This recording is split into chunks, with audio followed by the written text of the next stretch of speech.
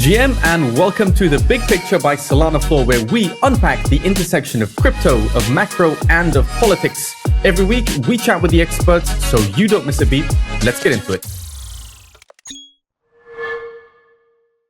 GM, everyone, welcome back to The Big Picture, brought to you, of course, by SolanaFloor, where we unpack the intersection of macro, of crypto, and the capital flows that most of CT ignores. I'm joined, as always, by the wonderful Mr. Thomas Bahamas from just across the pond. GM Thomas, how are we doing? Good morning. I am doing all right. The market's not doing the best, but we are here and I'm doing good. Markets are suffering indeed. Now, before we start, a very quick disclosure, and we want to be upfront about this. SolanaFloor is a subsidiary of the Jito Foundation, although we do retain full editorial control. And the reason for this disclaimer is that I'm super excited today to be chatting with the co-founder and CEO of Jito Labs, and I'm excited because they're one of the most bullish teams, hands down, on CT right now.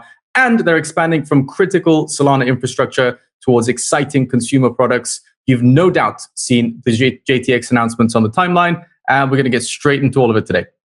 Yeah, and to be honest, the timing couldn't be better for this conversation, right? So we had Mark Boyron on from Polygon last week. You know, he made some interesting comments. You know, he told us that Solana needs to stop trying to win everything and go win trading. So perps, prediction markets, serious on-chain finance. And I mean, he said a lot of nice things about Solana, and he basically said that Solana is the best venue for trading and should act like it. So this is exactly what Jito's doing right now, right? So this week we have the person on whose infrastructure already sits underneath a lot of that trading activity, and now they're actually going to be building on the front end of it, right? Yeah, it's definitely a big swing. And yeah, as you said, TV, that's why we're going to learn all about why Jito is launching JTX, how it sort of fits into this overall macro view of crypto as a maturing industry, and I guess ultimately what it means for the Solana ecosystem going forward. So, Lucas, welcome to The Big Picture. It is great to have you on. Thanks for having me. Excited to be here. Yeah. Welcome. Excited to have you on here. Absolutely. Now, we keep seeing posts, Lucas, like it's a big week, big month, and it's been quite a few big weeks, but price unfortunately hasn't been doing what we expected to. I mean, we know April was one of the worst months in crypto history. May was looking like it was slightly better, and it looks now like we're going to have a very difficult June. So paint the sort of big picture for me, if you will. Where are we as an industry right now? Yeah, it's really weird. I think that we have the best fundamentals that we've ever had. At the same time, we have really ugly price action. And so I think that that gap is what a lot of people are talking about. So Bitcoin's down, 20-ish%, sitting in the mid 60s right now. MicroStrategy's just sold a tiny bit of Bitcoin. I think it's their first sale in many years. And it's such a small portion of the stack, but that contrast of him saying that he would never sell to selling, I think has really spooked a lot of people. And I think that there's also a lot of people that are trading stocks right now. Stocks are ripping this whole AI narrative, and it's really sucking the oxygen out of crypto. And I think there's a lot of crypto traders that I know that are trading stocks right now instead of crypto, just because of the price action that we were just talking about. I think meme coins burn a lot of people, retail is getting tired, but at the same time, you have insanely good fundamentals. So you have no action letters coming from the CFTC and SEC. You have clarity, hopefully passing this year. The infra just keeps getting better and better. Solana is getting faster and faster. And there's just increased stablecoin usage. And we have a lot of blockchains and venues that are doing insane trading volume, even in this down market that has never happened in the past during this previous bear markets. So I would say that on the one hand, you have things, the price action and all that is kind of upsetting. But on the other side, you have really positive news and this kind of slow burn of positive developments at all the fundamental levels, the regulatory side and the technology side. And I do find this very interesting, actually, because we talk a lot about this decoupling, if you will, of price and fundamentals. One is terrible, the other one has never been better. As you mentioned, people would rather trade AI stocks at the moment. They're reaching all-time highs. You've got the S&P 500 sort of topping all-time highs every week, despite a terrible macro outlook. So I guess fundamentally, what is it that makes you bullish on Solana specifically, the on-chain economy more generally, given that we expect some assets to perform terribly in light of negative macro sentiment? They're not. They're performing even better now. And we expect store of value type of assets like Bitcoin to outperform, and they're performing terribly. So nothing really makes sense, right? What makes you bullish given all of that? Yeah, I would say that specifically on Solana, I think that the pace of development on Solana is by far the fastest pace that we see from any blockchain. So I think last year we increased the cost unit, basically the block size. We should be close to doubling them within the next few weeks here to 100 million CUs. So the blocks are getting bigger, transactions will get cheaper, and that's super positive for Solana. And I think Solana is the best trading chain right now for trading spot. And, I think we'll touch on perps a little bit later. But yeah, I think there's definitely I think people are transitioning and viewing themselves as traders now instead of just crypto traders. And we're seeing a lot of good products, specifically in the perp space on Solana and then other chains as well, that are starting to cater to these people that want to trade stocks. So being able to trade stocks on leverage and commodities and things like that. So I think that that keeps me super bullish. And then all this regulatory stuff will make it easier for us to bring all these other assets that are traded on other venues on chain. And yeah, I mean, Solana is doing a ton of volume. There's other platforms like Hyperliquid that are doing tons of volume. But if you look at that in comparison to the rest of the pie chart, it's still such a small sliver. And so all this positive development outside of like the technology, like all the regulatory things and being able to trade securities and commodities, I think just has me super bullish. And I think that as a crypto builder, you really have to ignore all this noise and just keep building. And I think this is what set us up super well when we first started Jito, is that we launched the validator client and Jito Sol right before this super deep bear market in 2022. And Solana was just massively impacted. And we just kept our heads down and building. And we are in the position we are in now because we ignored the noise and just kept building. So I think that's a piece of advice for all the builders, is just don't really get distracted with all this and just double down and keep going. I love it. Yeah, this has been such a weird market, but it seems like the core of crypto is trading when it comes down to it, right? And the market seems to be valuing that with, Hyperliquid, with different trading venues. And I mean, when you look at, crypto as a whole, trading is not going away, and it's almost like that is the right time to be building in that space, and that's exactly what you guys are doing. So we're definitely interested. We're going to get into JTX, and I just have one more bear market question for you. I mean, this isn't your first bear market. It's not Jito's first bear market. Recommending to everyone building in the space, how do you get through this and really come out the other side, with success like you guys did? What helped you guys last time just kind of keep your heads down, chew glass, and move forward? Yeah, I think this confidence that the volume and activity on blockchains is only going to increase. And there's been a lot of cool kind of these UX improvements that abstract the chain away. So embedded wallets and being able to log in with your email and have private keys associated with that, as opposing to managing browser wallets and things like that. And all this regulatory clarity that's coming, and having a multi-year vision definitely helps a lot and helps kind of keep your eye on the prize, as opposed to constantly checking the 1 minute chart and being super tied to that. I think it's super negative. And then I think the other thing too is that if you're a builder, hopefully you raise money, be smart with your cash, just put it into treasury bills. Don't be degenning with your treasury. and just be really smart. And I think that you really have to be, I think it's probably a hard time to raise money right now, but you really need to be opportunistic when you raise money.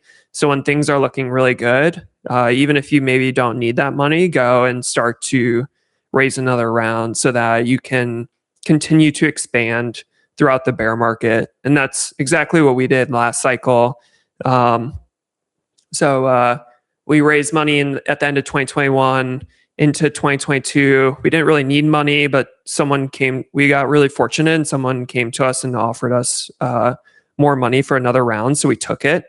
And that was incredible because we could just keep growing our team, keep hiring. And then the same thing kind of happened on this last cycle. And we were fortunate enough to raise $50 million right before all this happened. And so that will allow us to continue doubling down and continue to grow the team and make strategic investments throughout this kind of weird market cycle. And it's going to come back. It always does. People say this time's different. I don't think it is. Maybe there's like a few things that are different about it, but it's going to come back. And so, really got to keep your eye on the prize, multi-year vision, and opportunistically raise money. Yeah, I'd say the frustrating part about this one is there are so many working products. I feel like the last bear market, we weren't sure if everything was going to work. Where it's like now, it's like we've basically built an economy on Solana. And we mentioned earlier like how bullish the Jito team is on just on Solana in general. Like it's like a bright side when I open up Twitter and I see somebody from Jito talking, because you guys are so bullish on Solana, and I love to see that. I wish that the market was kind of seeing that the same way. What do you think it's going to take right now for Solana to kind of decouple from the Bitcoin and ETH dumping right now? I feel like Solana is just being caught in the fire, right? It's not like Yeah. It's definitely a hard problem. I think that, as you mentioned earlier on a previous podcast with someone from Polygon, they mentioned that Solana is a really good chain for trading. I think that Solana needs to focus on trading to win. Stablecoins and all of that stuff is great, but there's a lot of fee sensitivity and they tend to pay low priority fees. When you're trading and you have bots trading, they want to pay a lot. They're willing to pay a premium to land faster. You don't really have that with stablecoins. And there's a lot of like high frequency trading and people and bots and users wanting to trade fast. And that generates a ton of priority fees, and all that value flows into Sol. So I think focusing on trading, we've seen how well that's played off for Hyperliquid. And they have like, at least in this period of time over the past few months, really decoupled from a lot of the price action that we've seen on other assets. And then two, I think there's been some interesting proposals from a few different parties on better value accrual to the asset. And so like, I think there's one that cuts the rate of inflation down faster so that there's less emissions. And that's good because emissions create sell pressure on the asset. And then the other one is KV from Temporal posted one about increasing the base fee and increasing the burn based on how many cost units are requested. And so if there's more activity, there's more burn. And so I think that focusing on trading and focusing on like value accrual, while also balancing, like you don't want to make value accrual the main focus because you could price people out. So there's kind of this fine balance there that we need to figure out. But I think that will really help turn Solana around. And then I think also one more point is just getting more people using the chain, focusing on trading, getting more users using it. The top of Solana was the day that the Trump meme coin launched, and like there was just so much attention and so much people using it, and like the priority fees and tips were just insane. And so like that's just the perfect example. Like if people are using the chain and they're trading on it, then the price will follow. Yeah, that was such a crazy time. And it does actually kind of seem like things are in overdrive right now. Like there's a few SIMDs that are out there right now. It kind of feels like to me, it kind of seems like IBRL season is upon us right now, right? We've got We've got a little bit of increase in fees, reduction of inflation, lower block times, like Alpenglo's coming out. Like it really does seem like, people are kind of looking at things and saying like, hey, we can actually make some changes on this. Obviously, we don't want to turn into ETH and start, burning too many fees like that, but there is room for improvement there. Like what are your thoughts on those? Like, is that something that excites you and you're like, yes, like this is something that is needed to be addressed right now? Yeah, I think it'll help a lot. And I think that you don't want to fall into this trap where you're like, everything's perfect, we shouldn't adjust it, we shouldn't reevaluate it. I think that we need to spend more time thinking about these things because they are really important. But at the same time, at the end of the day, we just need people using the chain, and we need traders using it. We need Solana in every person's pocket. And I think that is probably more important than any of the economics. Well, at the same time, I do think the economics will definitely help out, addressing some of the concerns around value accrual for Sol. I want to talk about JTX, and we do want to get as deep as is humanly possible on this. I know there's some things that haven't quite been announced yet, so it's up to you to sort of decide how much alpha you can share with us here today. But I want to start at a very high level. Did you see a set of problems and you thought JTX will be the solution to this, or did you see naturally the ecosystem, the Solana ecosystem, maturing to a point where there was a need, the trader base needed something like this, and you're actually solving a problem for the users of the chain? Like, talk me through the thought process and the moment when you decided, okay, JTX is going to be the answer to it. Yeah. So yeah, we've been building core infra for the past like 4 or 5 years on Solana. We've been in every single corner of this network. We know how it works super well, and we are super tied to the success of Solana. But as a core infra company, you are kind of there's only so much you can do. And I think that it's really underappreciated, the work that you do. At the same time, you can't really directly bring users on chain through the infra. Like, yeah, faster slot times and like all these things really help, but that's kind of a small piece of what people experience when they use these applications. And so I would say like we kind of started ideating on things back in like November. So we went through two different ideas on like what we wanted to build in the consumer space to get more people using Solana. And I think those ideas were not the right ideas. And it was kind of a brainstorming process internally. Like, what do we do here? How do we get more people using the chain? And we ended up deciding on trading because it's in our DNA. And we think that there's a big part of the market that's not being addressed right now.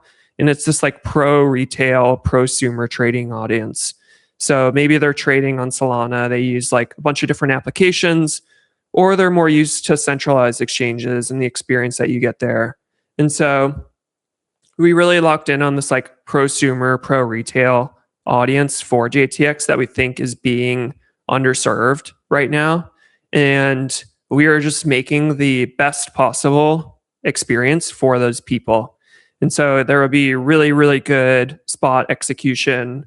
We're grinding towards MVP, and we'll be releasing early July, and we'll have some early beta testers.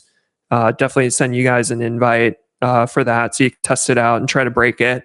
And then we will. Yeah, we'll launch. Yeah. We'll launch it in July and then kind of start to get feedback, and then we'll start to add in perps and all that. So that was, a couple of questions in there that the community had raised with us about day one, when launch, and then when will perps get added on. You've sort of answered those. Another question, and slight risk of derailing the conversation, we are going to get right back to JTX, but we're talking about the two deflation proposals. A question is, what is the time frame at which, assuming they both pass, by the way, how quickly does Sol become deflationary? Do you have a sense of, is it going to be 6, 12, 18 months? How quickly might that happen? Oh, I'm not sure, to be honest. I know there's some math in the proposals in some different like bear, normal, bull cases, but I haven't actually run the math, so I unfortunately don't have a good answer for that. But if you had to stab just a number out there, would you say it's possible within 12 months? I would probably say like 18 months to 2 years. Gotcha. Yeah. Clear. Now, getting back to JTX, because this is what we really, really want to get stuck into here. So you sort of described the prosumer audience there, and I fully agree that that is one of the biggest gaps that exists at the moment with on-chain trading. A sort of personal anecdote that I can share is back in 2020, 2021, when I was living in a different part of Western Europe, I was using Webull as this sort of comprehensive all-in-one trading platform, and Europe just didn't have an answer to it. Regulation happened, and then we couldn't use it anymore. And then I ended up going back to trading with 9 tabs, poor Wi-Fi, and it was just not a great experience trading on chain, right? So it sounds like, at least for people like me, you're definitely solving that problem with JTX. But stepping back for a second, what is JTX going to be then? Is it Robinhood on chain? Is it the best Solana perps venue? Is it an aggregator of all possible Solana trades? Is it all the, like, what would you say is the single line explanation of what the sort of end game for JTX is?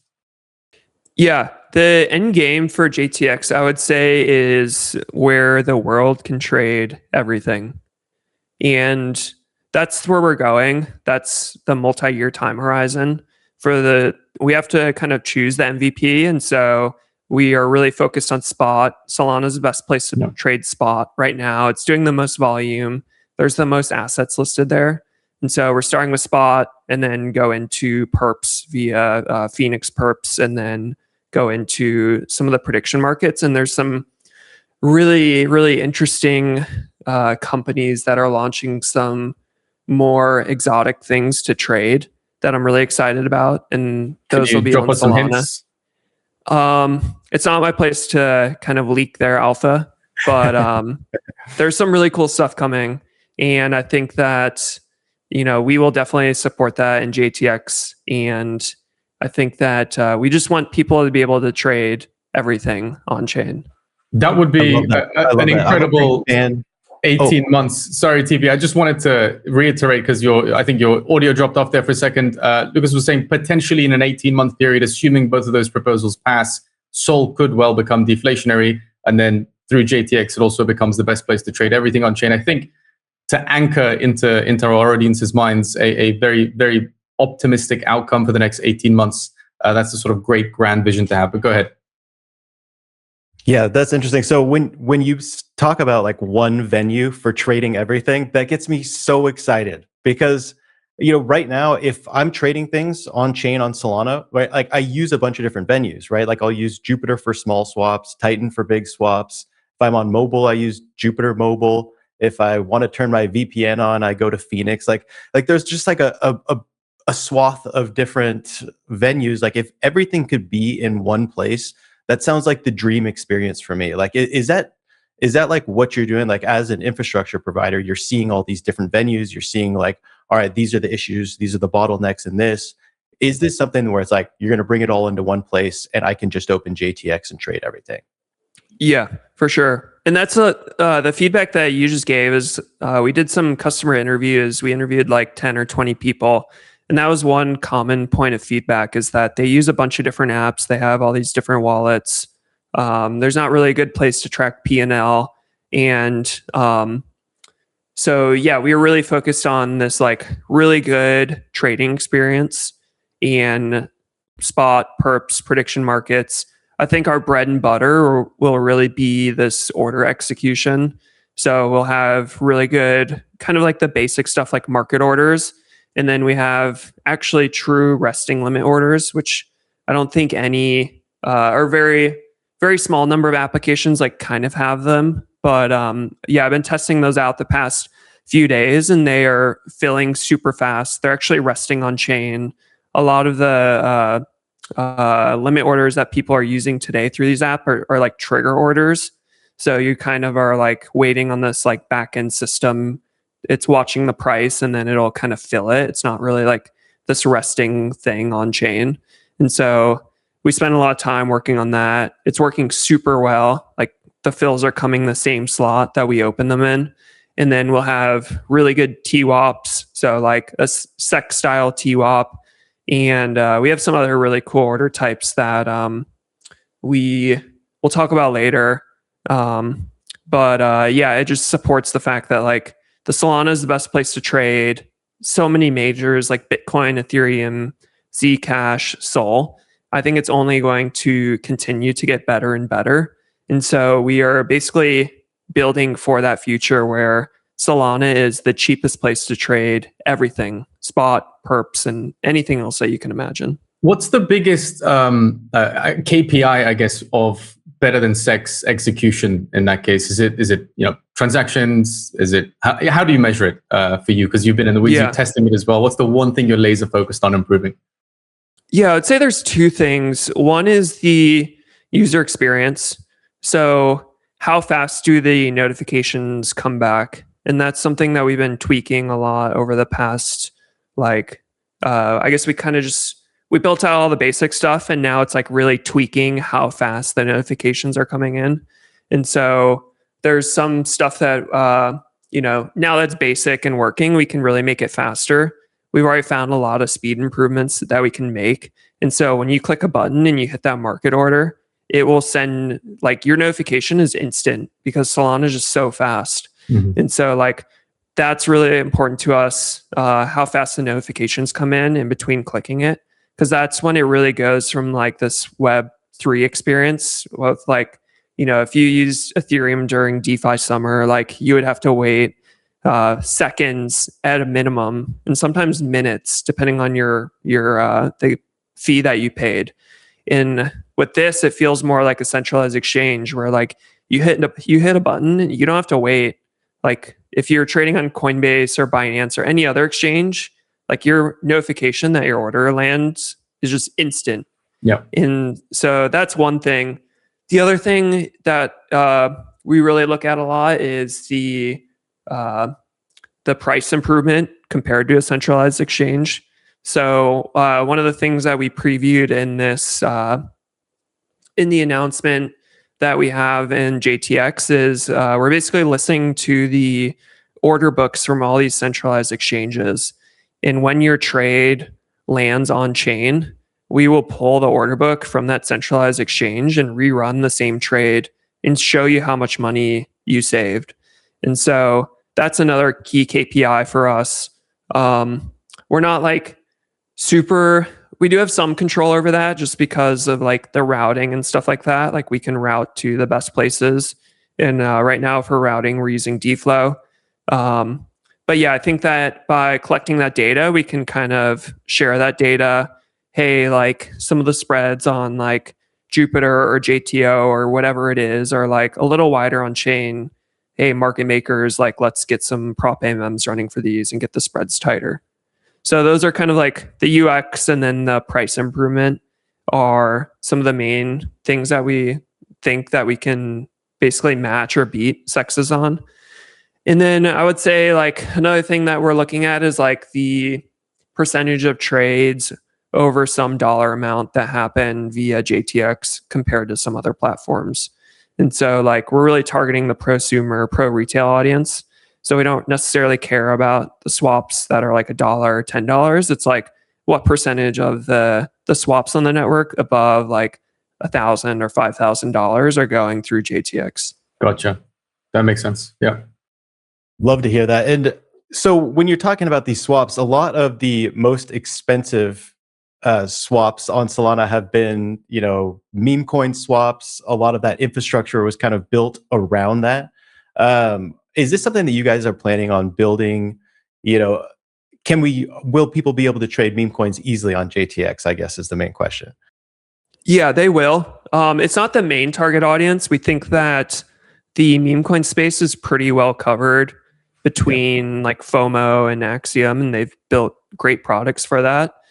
You will be able to trade every single token on Solana through JTX, but we are not necessarily catering towards that audience. A lot of the order automation and order execution stuff will work for that, and I think we'll have some stuff that those platforms don't have. So if those things really matter to you, then you can trade it on JTX.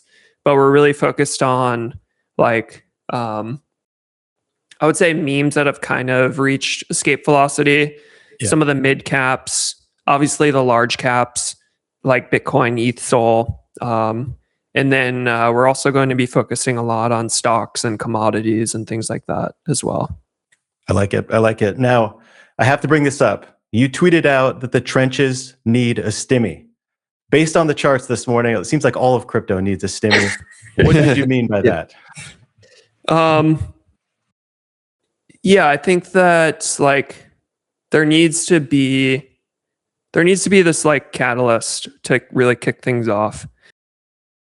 And I think like there was, when we launched JTO, there was a lot of bottom waiting for the airdrop, and that pissed off some of the whales that had a lot of points from Jito Sol. But it created this kind of like wealth effect on Solana, and people went and it attracted a lot of people onto Solana. And then it also gave people a lot of money for using Jito and using Jito Sol in the beginning. And so that really needs to happen again. And hopefully someone can do that, because I think that all you need is like one thing like that to happen to really kick things off. And like before us, I think it was like Uniswap was the big one on Ethereum, created this massive wealth effect. And then there was like JTO and Jupe and some other assets that really kicked off Solana, and then started the meme coins and Radium and Pump.fun. And so, and I guess it was kind of like Hyperliquid in a sense kind of did that like a few 1 or 2 years ago, whenever their airdrop was. And so, yeah, I think that would help out a lot for sure. Definitely. Yeah. And now the Jito airdrop for anybody that was here was massive, right? Like it helped pump the entire ecosystem, like you said. And on Solana, we haven't really seen an airdrop like that, right? Since you guys really launched this, like what was it about that made it so big and did you reward the right people? And like, what would you recommend for other teams that haven't airdropped a coin yet and have plans to? Because it seems like you did it right. Yeah. I think a lot of that was like path dependent. So, when we were discussing that, we wanted to reward people, and we also wanted to create a wealth effect, because I think that is super important. We've seen how that played out before. We had this theory that if we did that, it would really help stimulate this like economy and city that is Solana. And then, I think the other thing about it is that it surprised a lot of people, and people weren't expecting it. It was bottom weighted. So people that, maybe they didn't have a ton of points like Kyle Samani did. I think he was like way above and beyond anyone else in the point leaderboard.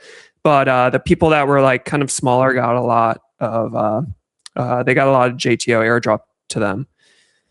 But after that, like I think there was 9,000 wallets in the Jito airdrop. I think that I can't remember off the top of my head how many Jupiter had. I think it was like in the tens of thousands or like hundreds of thousands or maybe even millions. And the entire game changed after that. And there was always kind of sibling going on, and we saw some Sybil activities start to pick up in like kind of like late October and November. So we did some stuff to do that. But now it's just really hard to rerun that same playbook. And it was really path dependent, because now people are just doing mass sibling. And so, I think that if I was going to do it again, if I was going to do it now, I would say that if you could pull it off again and find a way to avoid sibling, that would be ideal. But it's also a massive amount of money that you are spending for, like, it's kind of a spend for this airdrop. Like, those are tokens that you'll never get back. And so I would probably, it depends a lot on your risk and, where you live and all that. But I think that exploring some of these like crowdfunding models could be pretty interesting. Or,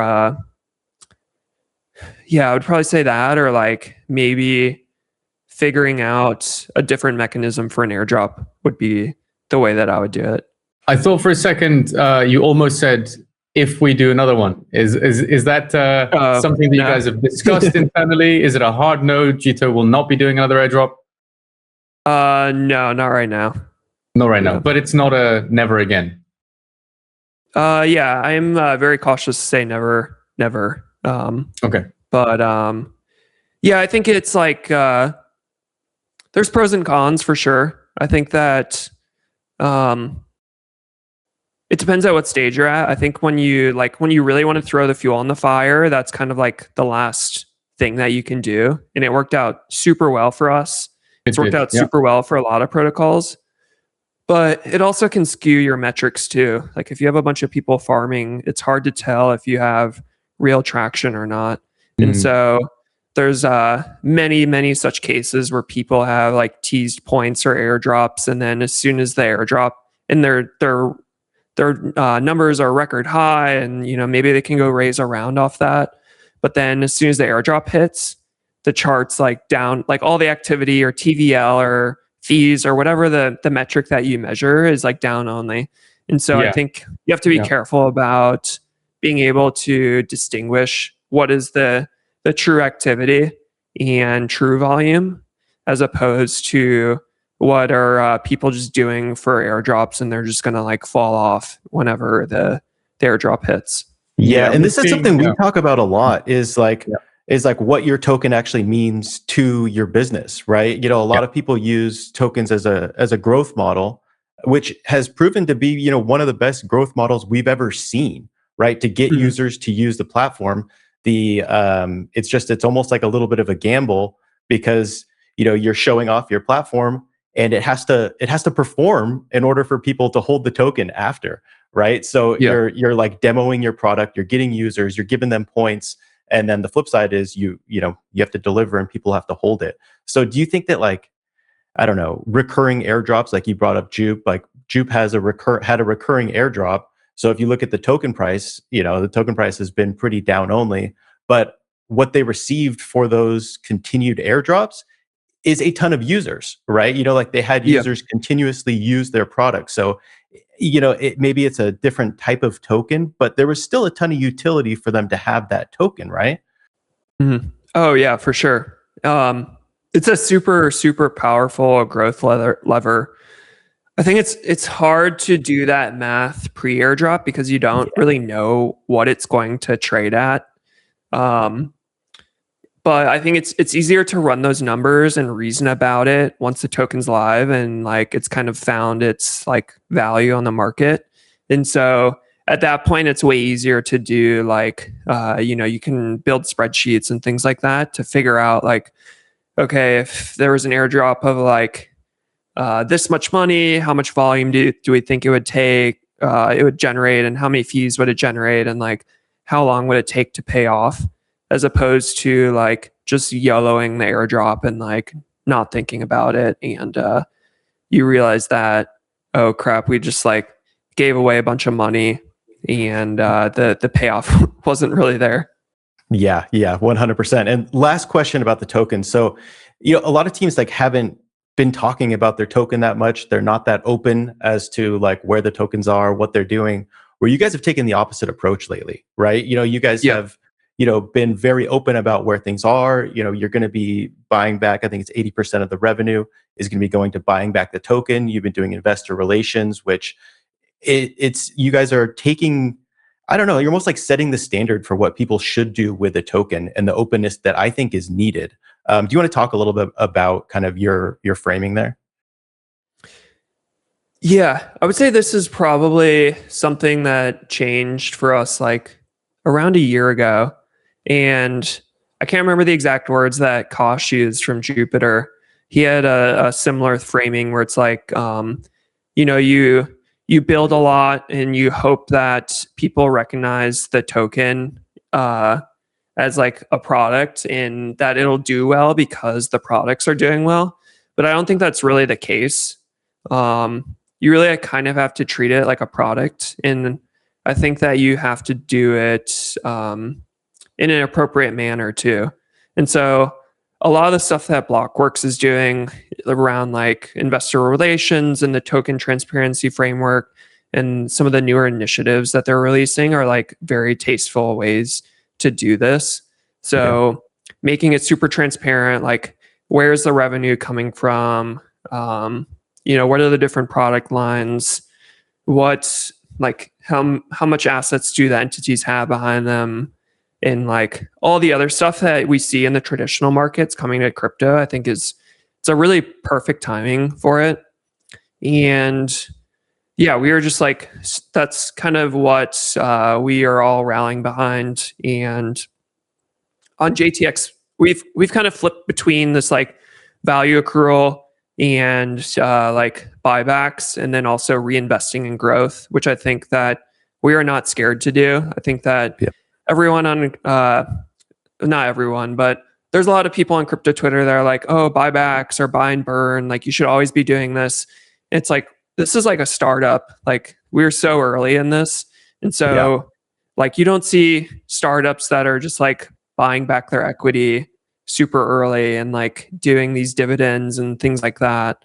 I think it's really inappropriate in like crypto because things are just so early.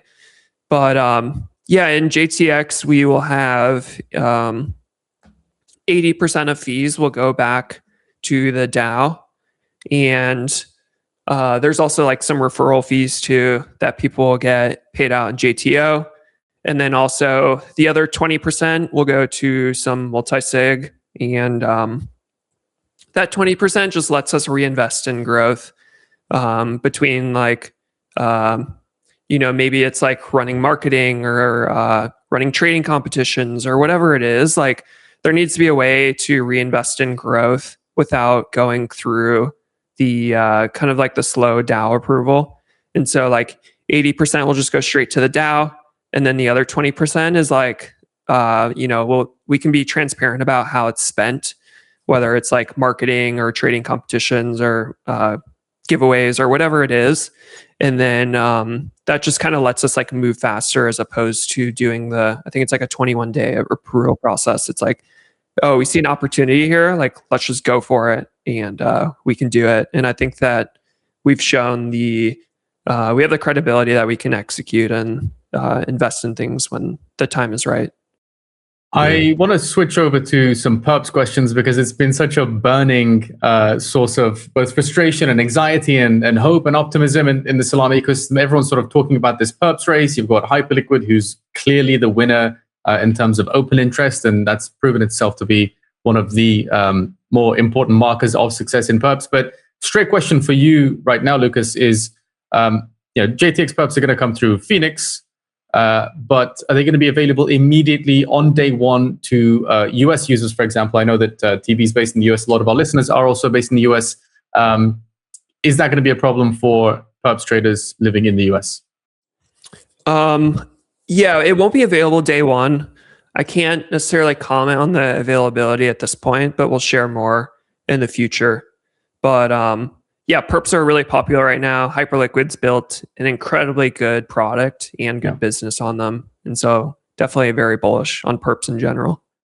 Absolutely. There's also a risk element to that, I suppose, of when you're bundling all these different assets being traded in a single platform. Not to sort of talk too much about it, but April was a horrible, horrible month. I think people are still feeling a little bit burnt. There's lingering smart contract risk fears. There's sort of multi-sig risks. People are worrying about social engineering hacks. What type of audit work have you guys done already? What type of security focuses are you bringing into that? And I suppose so people want to be a little bit set at ease by trading everything in one place, but the trade-off there is maybe added risk. So curious how you're sort of balancing those two. Yeah, we take security extremely seriously, and it's gotten to the point where it's I would say that like when you're young and starting, you don't necessarily need to take security seriously. You just want to ship. And it is an important concern once you get to some size, but it can also slow things down. But I think we have a pretty good balance internally, and we take security extremely seriously. So we hired a head of security. I want to say like probably a year ago. I don't know. I tend to lose track of time, but yeah, we have a really good security guy. We were trying to hire another security engineer as well. We use multiple external parties, and we are starting the JTX audit pretty soon. So auditing like the front end, back end. There's an on-chain program as well that kind of manages the fees and limit orders and things like that. And so security is our top priority. We have a ton of other stuff on the security side. I can't really get into it that much, just because I don't want to tell people how everything's made. But we take it super seriously, and it's a top concern of ours because I think April was a pretty rough month for DeFi with respect to security. It was a huge wake-up moment. And I think 2026 in general has been a sort of series of wake-up moments. One of those obviously has been what we're talking about, this perps race between Hyperliquid and Solana. Now, Phoenix is the foundation's bet, if you will. A large part of the Solana community's rallied for it, which is great to see. If somebody came to you and said, why would I not just go and trade perps on Phoenix? Why would I go to JTX? What's the sort of one-liner there? Yeah, I think we'll have the best perps experience in all of crypto. I think that we are really focused on the user experience. I think that Hyperliquid's built a great product, but there's some things that we kind of disagree on the user experience side. So I would say that's the main piece. I think that Hyperliquid is definitely doing extremely well at asset listings. So they have a ton of markets. They will create markets ahead of time and kind of just get lucky whenever those things go up. So I think someone was telling me this kind of happened with them with silver. I think they're just creating a bunch of markets and maybe they're not active. And then one day something outside of crypto starts to go up a lot. And then you have a bunch of takers come on and the market makers can come on and the order book's already created. So and you have the oracles and everything. So the market makers will flood in. I think that's one thing that we need to catch up on for sure. The pace of listings has increased a lot from Phoenix. So there's kind of this slow bleed of asset listings for crypto. And now I feel like they're really accelerating the crypto listings. I think they listed 3 or 4 new assets yesterday. And then you can see them start to list commodities. So I think they have copper and there might be a few other commodities on there that they've listed so far. And then the next thing I think will be equities. And I believe that will be pretty soon here. So definitely keep an eye out for that. And I think that we need to get to, at a bare minimum, I think you need to get to asset parity with them. And why Solana? Because I think it will eventually catch up to them on asset listings. And then you also have an incredible spot market, whether it's stocks, commodities, basically every token. Sunrise has been doing really good work bridging assets from other L1s and L2s over. And so I think if you can do that all in one place, then that's really how we make JTX and Solana win. Yeah, that's exactly what I want to do. I want to do all of that in one single place. So I'm getting excited just hearing that.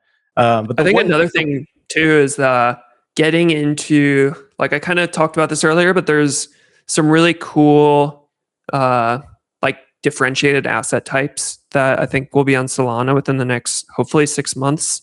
And I think that is where we can really win. I think Seraphim from the Solana Foundation was tweeting about this Trump AI stock basket idea. These baskets are so exciting, actually. Yeah, for a lot of traders, I think it's going to remove so much friction when you can just one click compile long. Yeah, it's these they're these pseudo ETFs on chain. If you have all the stocks and you have you can basket them and those can be bought and sold and traded. I think that would be really cool. And then even more exotic stuff. I think that would be really cool because that would be, you can't trade that anywhere else. And that is the reason why people are using Hyperliquid.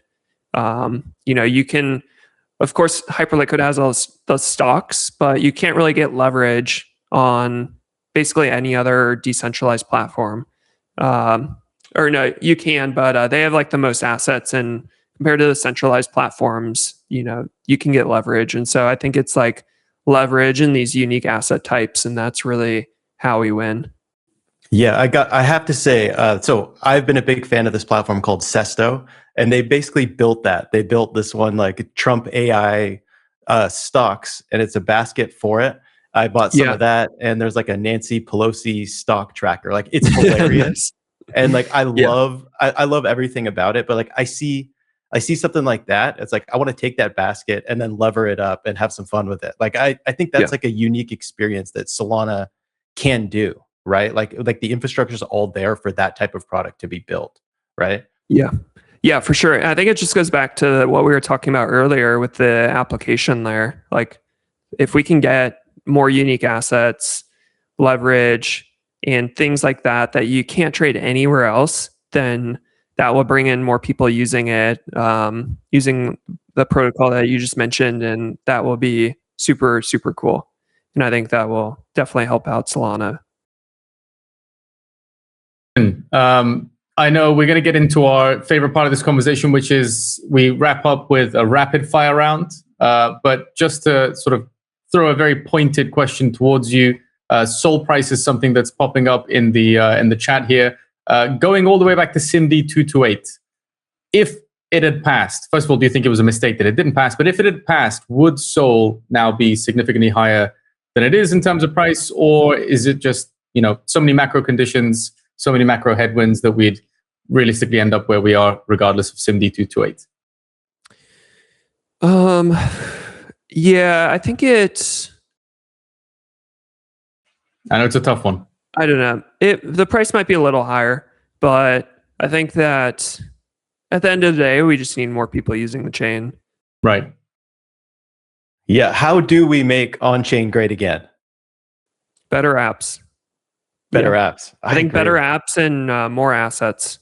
So yeah, you need to, like, no one wants to deal with bridging, and they don't want to deal with like all this BS that you have to do. Like, when you want to, like, oh, I have a Robinhood account and a Coinbase account, and like I have a Phantom wallet or whatever it is. Like, that's just annoying. Like, transferring money between all these things. Like, we just need to get every asset onto Solana, and that's the place to trade.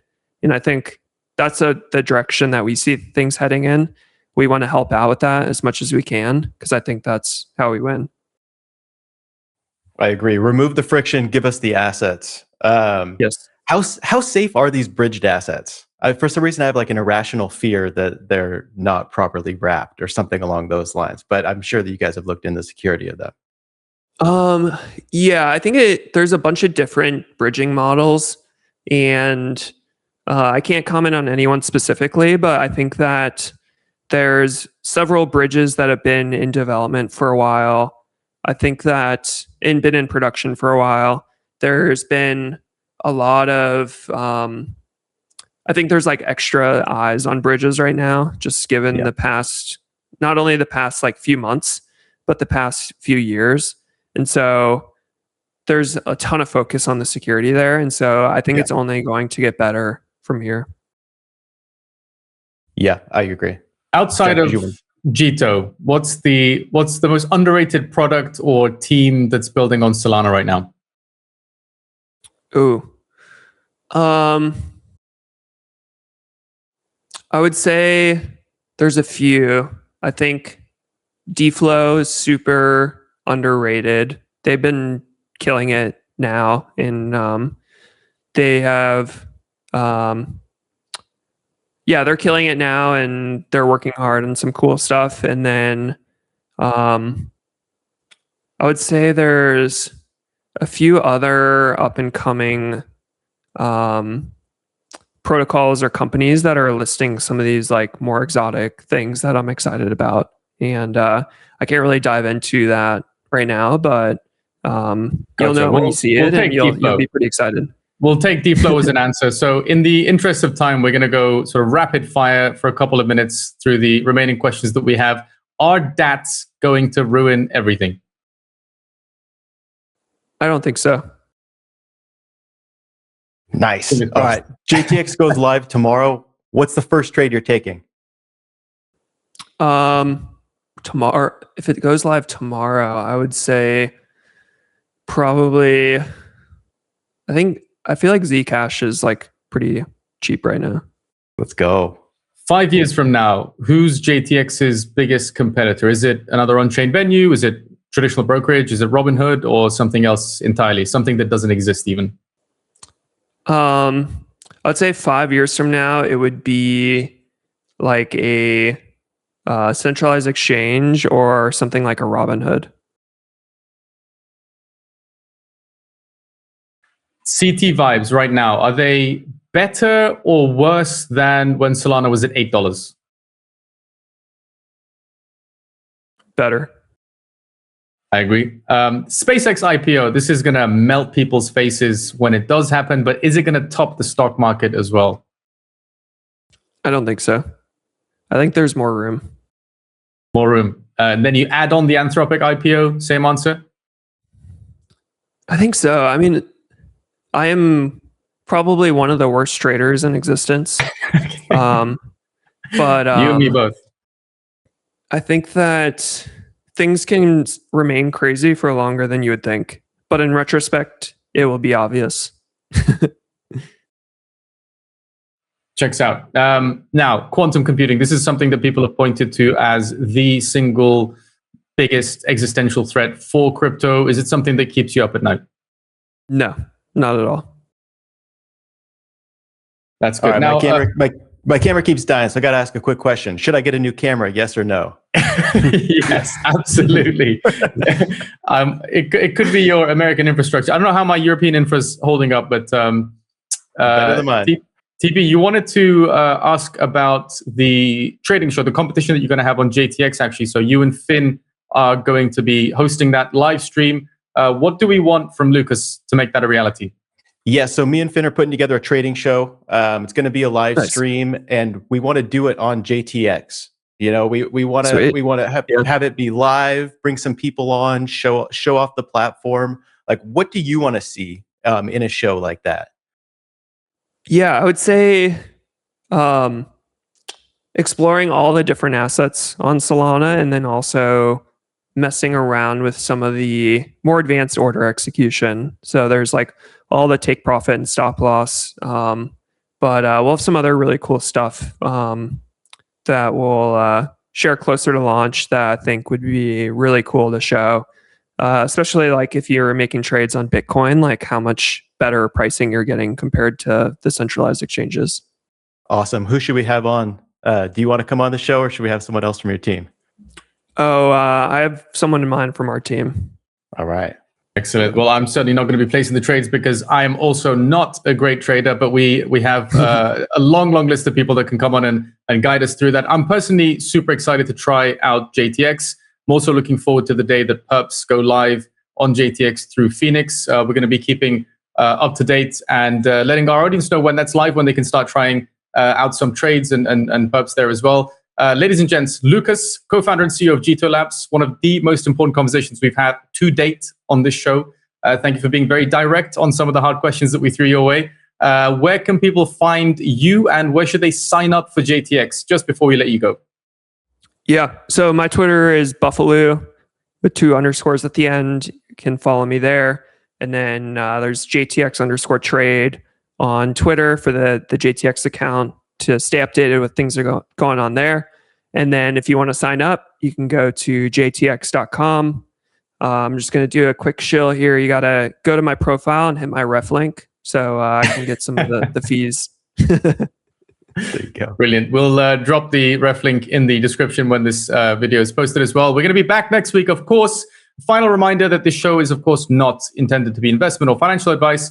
SolanaFloor is a subsidiary of the Jito Foundation. For our upcoming episodes, don't forget to subscribe to SolanaFloor. We'll see you tomorrow for the Solana Weekly News recap. Same time, 11 a.m. ET. That's the big picture for this week. Now, please remember that nothing in this show is financial advice. If you have any guest recommendations, do let us know. Subscribe to SolanaFloor to make sure you never miss an episode, and we'll see you all next Thursday.